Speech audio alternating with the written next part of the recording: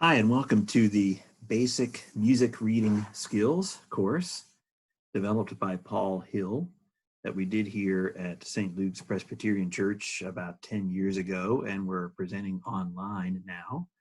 For those of you who have been involved in music but may or may not read music, or for those of you who are new to reading music and would like to learn the basics, this course is for you.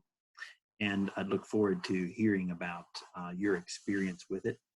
Also, before you watch this video, you should take the Music Reading Skills Assessment test.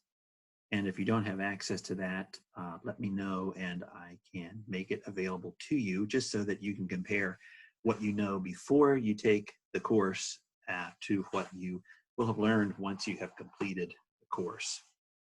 This is the first of 9 lessons, and I'll be posting each lesson as it's recorded so that you can take the course at your leisure and, again, contact me with any questions about it.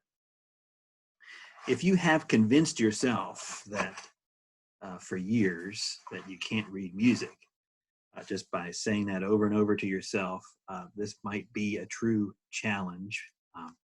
Because overcoming your internal critic is a tough job to achieve, but it is possible if you allow yourself to be open to learning music. Then we can work together to help you do that. I encourage you to relax, and this is going to be a fun and rewarding experience, and you'll be all the better for it, whether you're a musician or not. Try not to skip ahead or to not do the homework or complete the work that is part of the course, because it's designed to help you retain it. Of course, the success of this course is truly up to you. That means that we won't use the word can't, we'll just say that we haven't learned it yet.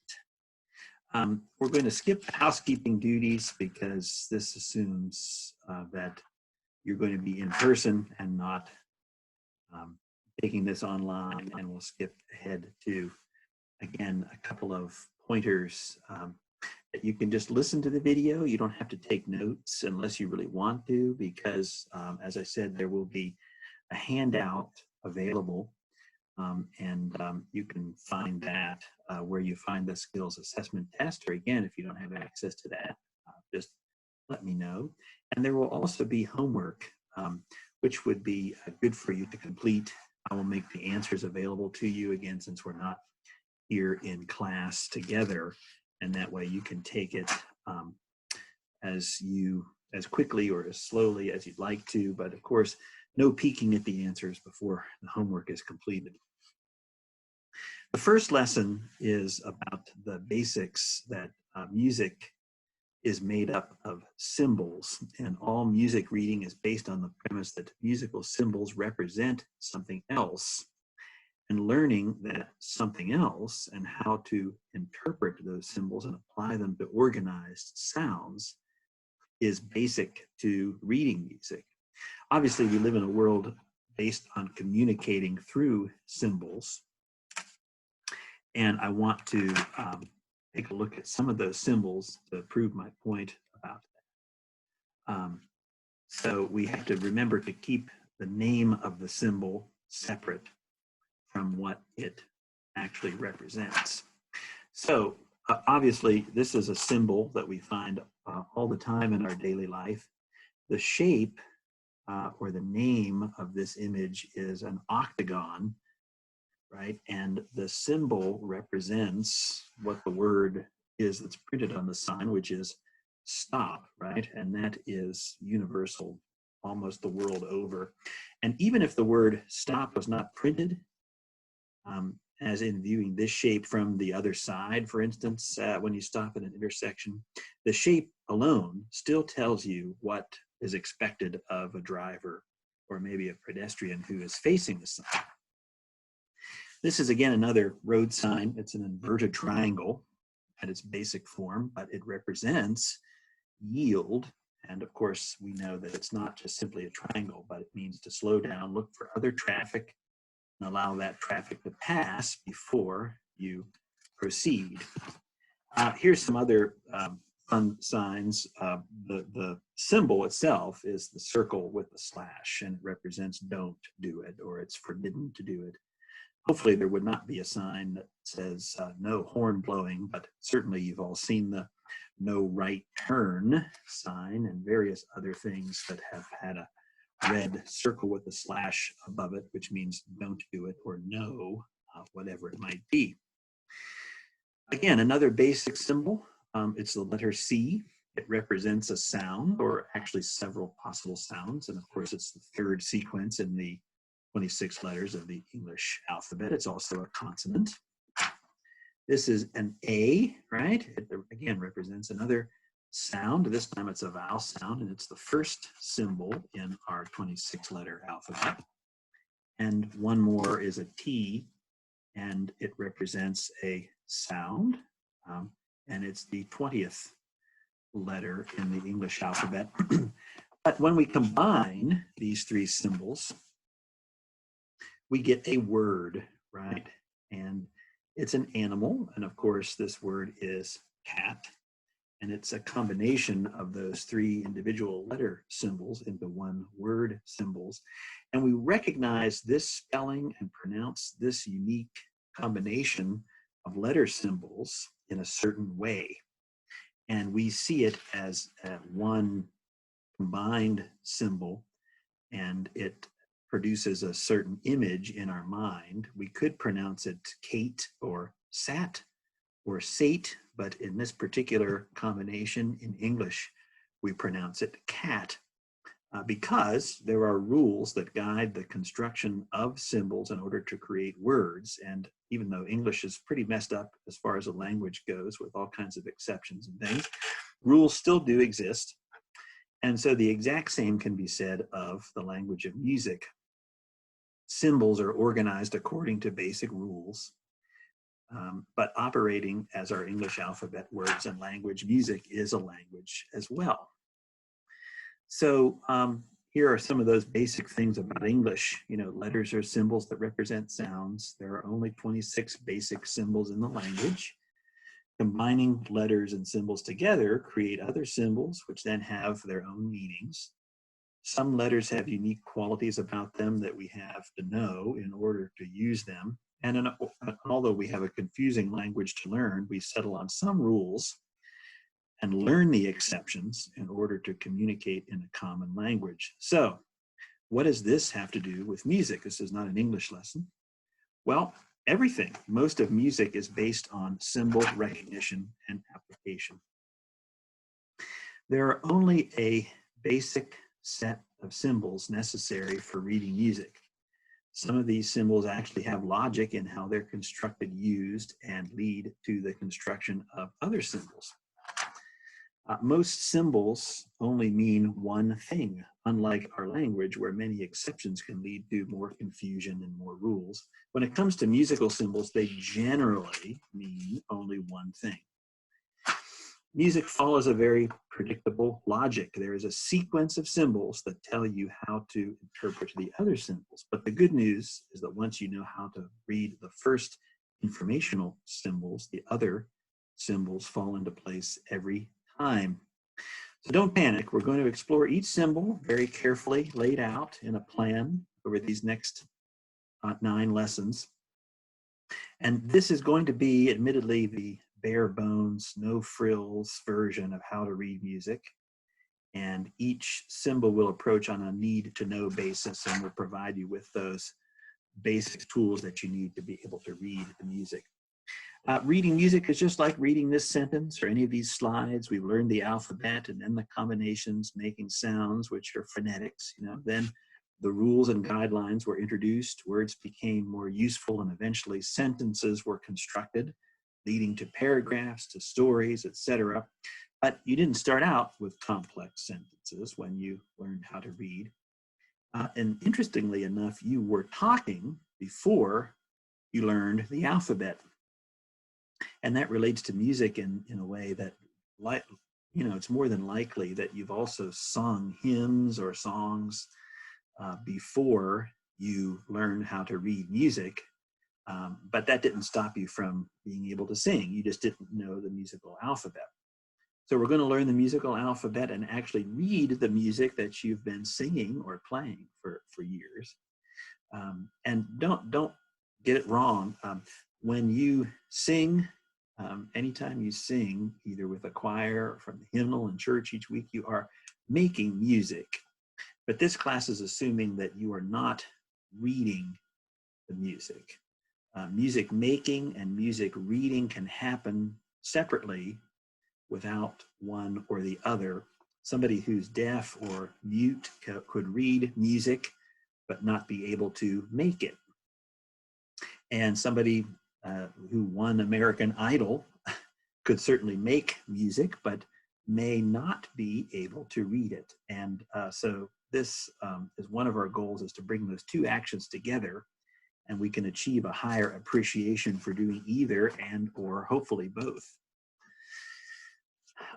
What we're going to learn, again, is the briefest understanding of how to read music. We could easily explore all kinds of topics related to music reading and music itself around any element that's part of this course, but we're going to resist that temptation and stay on the topic of only the basic elements of music that will enable you to read.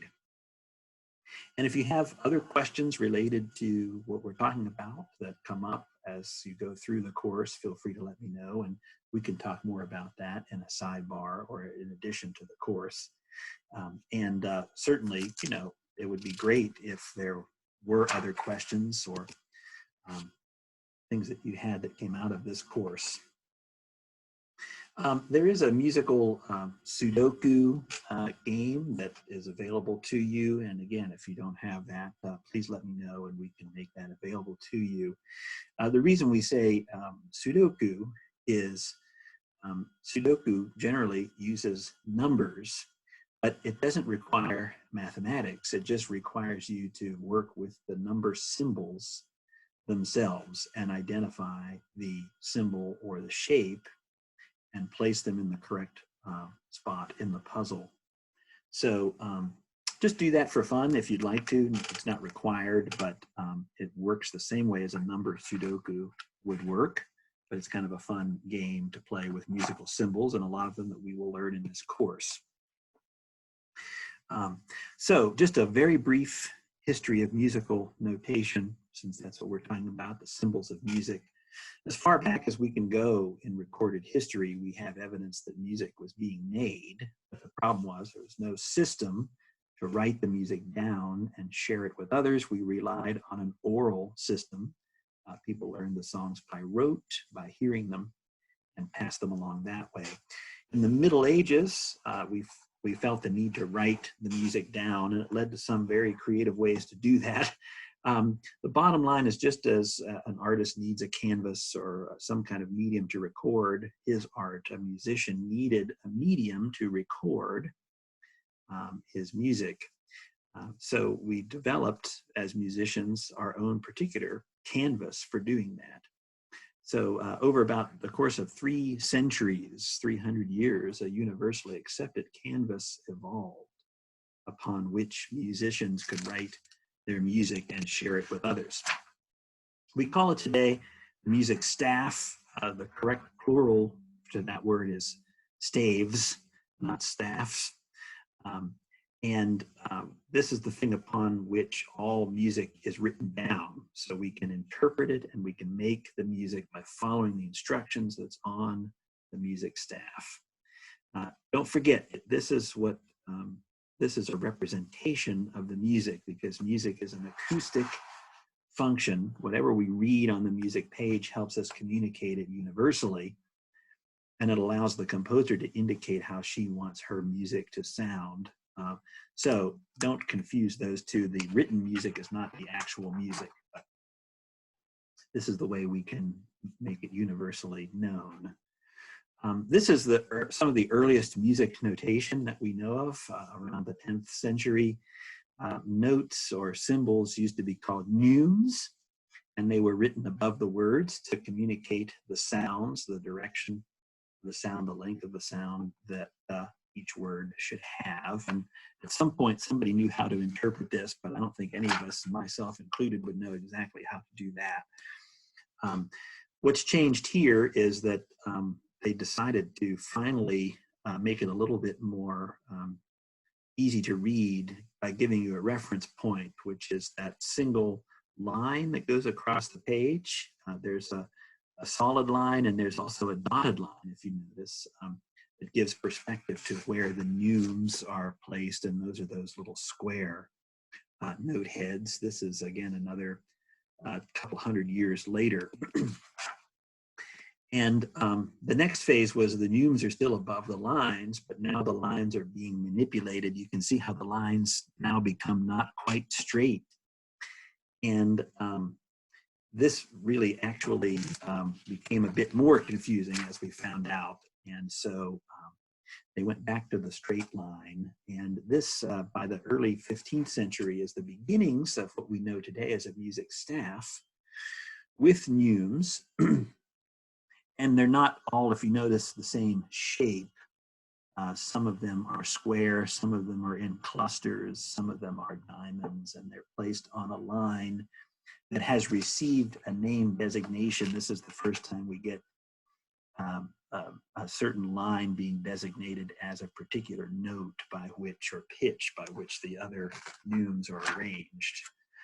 And if we zoom in a little bit, we can see the text gets a line without music placed on it, which is a little confusing, but there are then 4 other equally spaced lines, which results, and the resulting spaces between the lines. So this is the first time we get the lines and spaces of the staff. And so just to recap, in the beginning, there were no lines, just rudimentary symbols. We added a single line, put things on it to indicate pitch and duration. We put the neumes on that line. We attempted to manipulate the line to communicate the music, but that idea didn't work. So we added a second line eventually. And then we also eventually settled on, for quite a while, just 4 lines equally spaced as our musical staff. And perhaps, we don't know exactly, an observant musician noticed that there were more than 4 fingers on your hand, and when he counted the thumb and realized that it was just as logical to add another line to the music staff, so folks could use all their fingers when counting lines on the music staff, another line was added, and the idea stuck. That's not official music history, but who says musicians aren't smart? So today, we still have 5 lines as our standard music staff.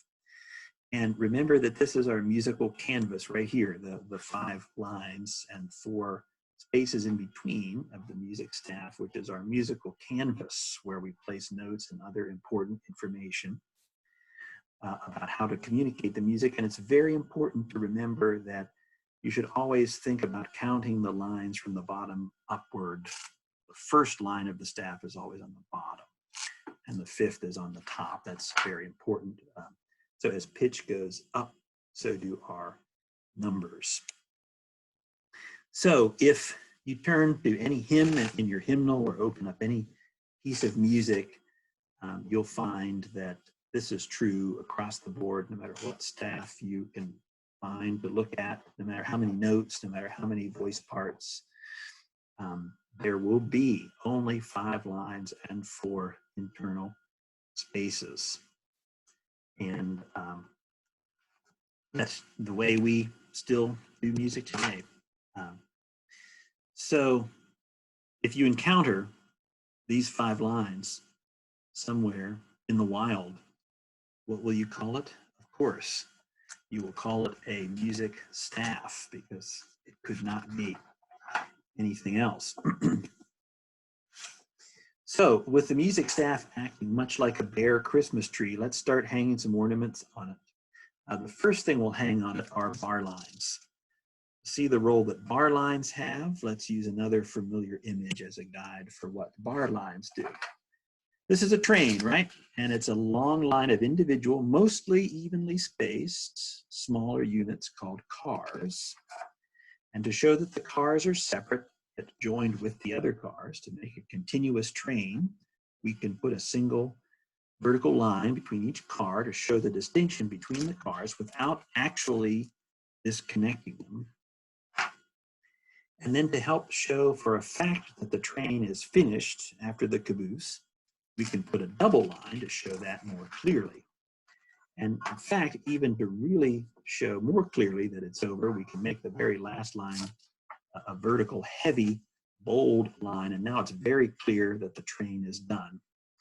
At the start of the train, we probably need to put a line to show that the sequence begins at the start in order to include that engine in our sequence and proceeds towards the end. So it's now shown with two lines at the end. One of them is really bold. There's absolutely no way that there could be more cars on that train. Now we're going to superimpose our music staff on top of the train, and you can keep that train image in mind as we talk more about the bar line. We're going to go back to our staff without the train. So let's do that. We'll take our staff, our musical canvas, and we'll add a bar line, which is a vertical line, directly perpendicular to the staff lines that connects all of the lines together, divides it up, but still is connected together. And the space between two bar lines of any type is known as a measure. It's also sometimes more confusingly referred to as a bar. So let's talk about it as a measure right now, and the bar lines, the vertical lines. That bold line at the end is logically enough called a final bar line, and it's constructed of a thin and then a bold bar line, and it shows the end of a piece of music. There are some exceptions, but as it says, about 98.5%. I'm not sure how mathematical that is, but most hymns and music end with a final bar line. And again, you will be able to see that in any hymnal or in any score that you might have. A special bar line called a double bar line, just a normal double bar line, indicates a formal change in the music or indicates a new section in the music, a new theme, new key, new time signature. Sometimes that designates where the refrain begins or where the verse ends. So that's sometimes useful to help divide the music up into sections. So we have the three basic bar lines. We have the normal bar line, which are the first two. Then we have that double bar line, which is a sectional divider of groups of measures. And then at the very end, we have the double bar line, which with the bold second bar line, meaning the final bar line. So that's it, basic history of music as symbols, our music staff, and the bar lines, and therefore the measures that they create. Our next section, as it says, will explore treble and bass clefs and some expression and articulation markings, and we're getting to notes. So again, thanks for watching. We'll see you at the next lesson.